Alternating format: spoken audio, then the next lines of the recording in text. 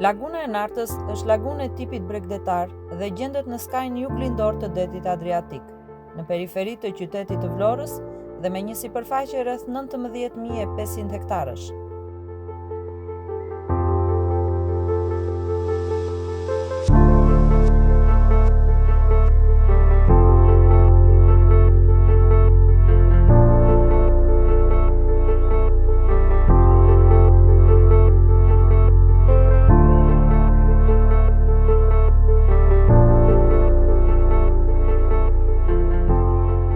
Laguna gjendet në zemrën e zonës së peizazhit të mbrojtur Vjose-Narte, kategoria e 5 sipas IUCN-s.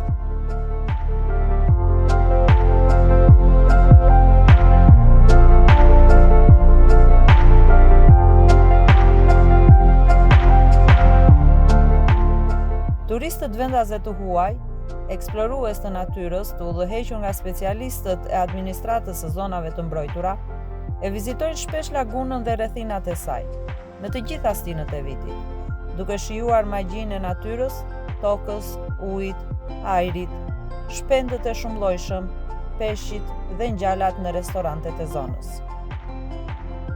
Ky mjedis ligatinor me përqendrim të lartë të kripës së akumuluar nga uji i detit, përbën një ekosistem vital me një larmi të jashtëzakonshme të faunës dhe florës, me vertebror dhe invertebror, me peshqit dhe ngjalat që kanë qenë ushqimi bazë i banorëve të zonës ndër shekuj, së bashku me rreth 200 lloje shpendësh, që e bëjnë peizazhin natyror akoma edhe më të bukur.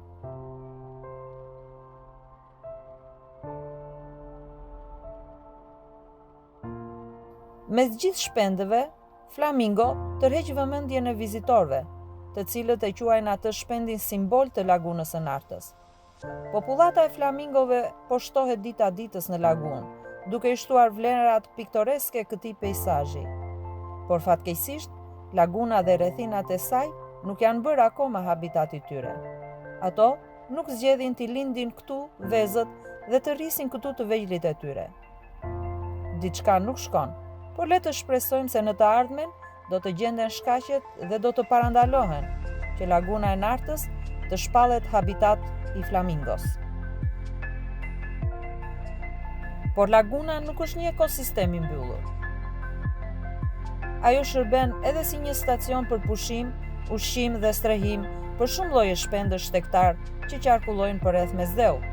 Kjo e bën lagunën tonë një korridor shumë të rëndësishëm të shpendëve shtektar.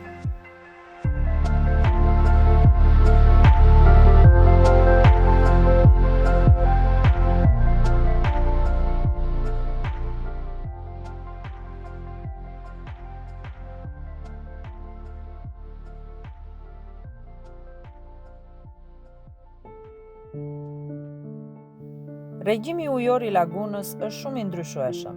Ai ndryshon sipas stinës, por edhe sipas menaxhimit që i bëhet basenit nga organizata e peshkatarëve, nëpërmjet kanalit që lidhet me detin në anën perëndimore, por edhe nga kriporja në krahun verior të saj. Volumin më të madh ujor laguna e arrin në stinën e dimrit, nga rreshjet e shumta që mblidhen nga kurora kodrinore përreth saj.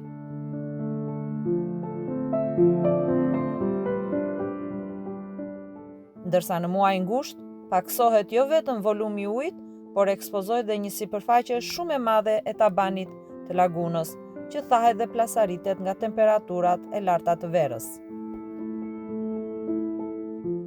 Vitet e fundit, diferenca e vëllimit ujor midis dimrit dhe verës po bëhet gjithnjë edhe më e madhe, duke e bërë gjithmonë edhe më të dukshme për të gjithë njerëzit ndryshimet klimatike.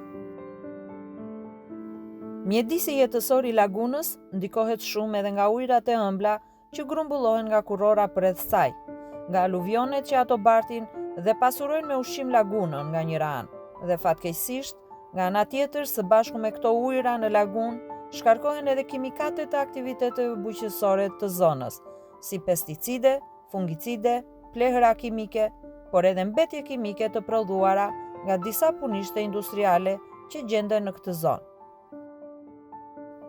Në lagunë shkarkohet edhe një kanal i madh me ujërat e qytetit, me mbeturina të ndryshme, ku më e dukshme është plastika.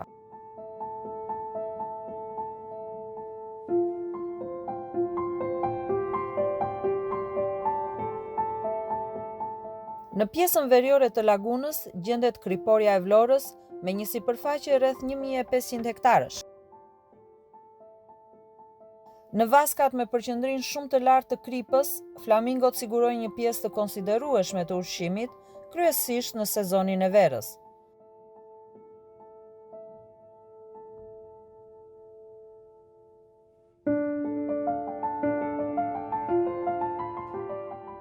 Kriporja furnizohet me ujin e lagunës dhe veçanërisht në muajt e verës, kur përqendrimi i kripës është shumë i lartë dhe me interes për biznesin.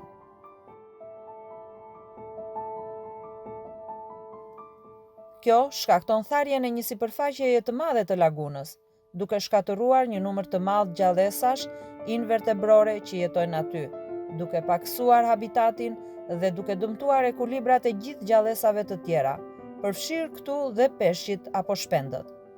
Nga menaxhimi i pastudiuar i regjimit të ujit, shtuar këtu edhe ndryshimet klimatike, situata e këtij ekosistemi kaq kompleks është shumë e rrezikuar.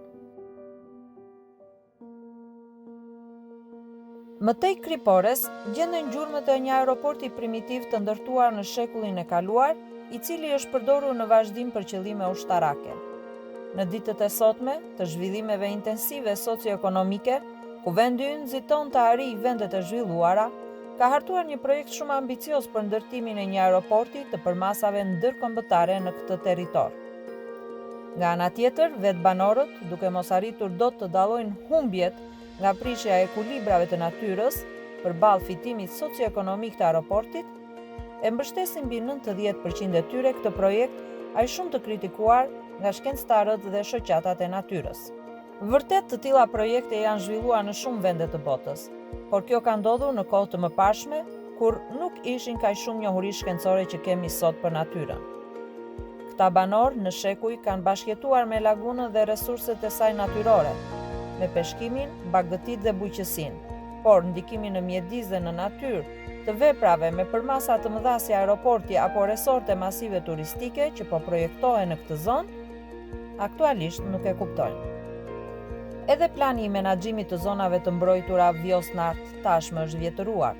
Zona e aeroportit në planin aktual të menaxhimit ruan statusin zonë e përdorimit tradicional. Ndaj është e nevojshme të ribëhet. Përndryshe, projektet socioekonomike në vazhdim parashikojnë edhe ndërtimin e resorteve dhe shumë ndërtesave masive të tjera, që sigurisht shkatrojnë natyrën, paksojnë habitatet dhe prishin ekuilibrat në natyrë. Le ta përdorim ditën botërore të ligatinave për të rritur ndërgjegjen e të gjithë aktorëve për ruajtjen e vitalitetit të tyre.